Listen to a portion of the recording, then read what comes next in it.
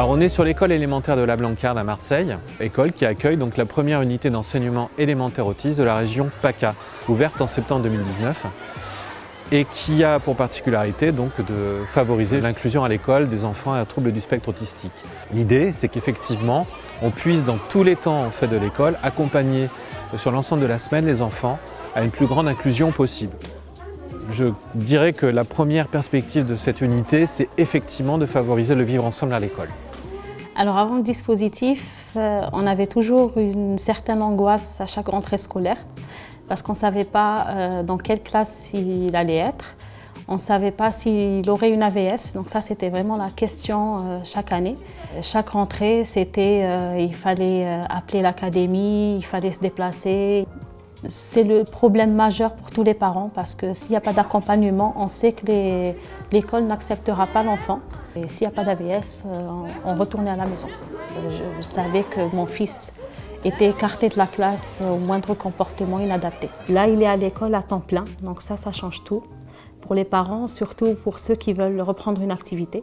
C'est vraiment la possibilité de pouvoir donner aux familles, c'est-à-dire les parents et les enfants, un accueil, comme on dit, de droit commun, que ce soit enfin des élèves reconnus comme des élèves.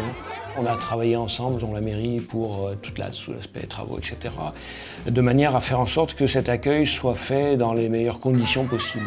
C'est une réelle richesse pour les 313 élèves, les 10 de l'UEA et les 303 autres. On a un cadre idéal. Au-delà même de ce cadre, je suis certain que l'accueil de l'UEA fait partie de ce qui fait que dans la cour, ça se passe bien.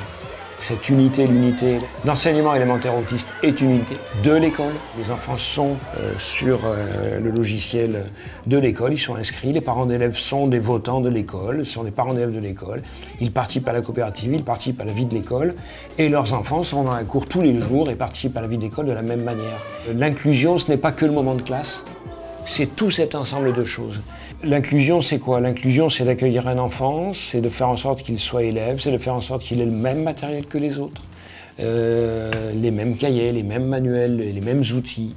Le travail est compliqué parce qu'il doit se faire en constante concertation avec la maîtresse spécialisée qui prépare avec nous, qui prépare elle-même tout seul. Donc il y a toute cette articulation sur laquelle il faut qu'on travaille. Donc le projet, c'est la 3e année qu'il est en place. Et il y a des enfants, ça fait déjà 3 ans qu'ils sont dans l'unité. Il y a d'énormes progrès, que ce soit dans la tenue d'élèves. Voilà, certains enfants sont capables de rester dans la classe, assis à leur table, à respecter les règles d'élèves, lever le doigt, apprendre les leçons, écrire. Les enfants vont dans les autres classes travailler avec des enfants de leur niveau d'âge. Et c'est aussi pour qu'ils apprennent dans ces classes-là à travailler en autonomie, puisque l'enseignant dans les autres classes a 25, 28, 30 élèves, ne peut pas porter aux élèves de l'UE toute l'attention que je pourrais leur donner. Et du coup, d'où cette importance d'être le plus autonome possible aussi dans le travail. Ce dispositif il permet vraiment d'accompagner l'enfant au sein de son environnement, de l'aider à s'épanouir dans cette école, dans une dynamique de vivre ensemble. On garde une préhension globale de l'enfant. On tient compte aussi de ce qui se passe dans sa vie de famille. On accompagne aussi les familles, on va aussi à domicile. Et on met un point d'honneur aussi à ce qu'il ait accès aux soins, aux examens médicaux, parce que ça joue beaucoup dans la scolarité aussi des enfants, dans leur vie sociale. Et on sait qu'il y a malheureusement beaucoup de sous-diagnostics. On réalise des évaluations avec les parents. Les parents ont un rôle important dans ce qu'on recueille comme information, qui nous aide pleinement à accompagner leur enfant. On a un séquentiel qui se fait, qu'on partage avec l'école. On met en place une méthodologie en fait où on prévient Ambre de ce qu'elle va faire avant, aussi bien à l'école qu'à la maison. Les éducatrices sont déjà venues à la maison et pour mettre en place un tableau. En fait, ça assoit le truc et Ambre sait que ça vient de l'école et ça arrive à structurer Ambre.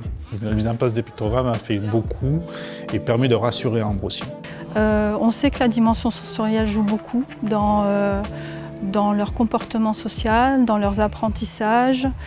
On fait aussi un travail d'accompagnement pour que l'enfant puisse bénéficier de tous les temps de l'école, puisqu'on considère que c'est un lieu de vie, qu'il puisse aussi bénéficier de la restauration scolaire.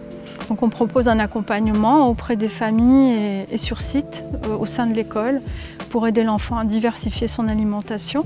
Le A, c'est la nuit, et le jour, c'est... je dépose mon enfant le matin, et j'ai la banane, tous les jours je me dis, mais tu te rends compte, ton fils, il est dans une classe où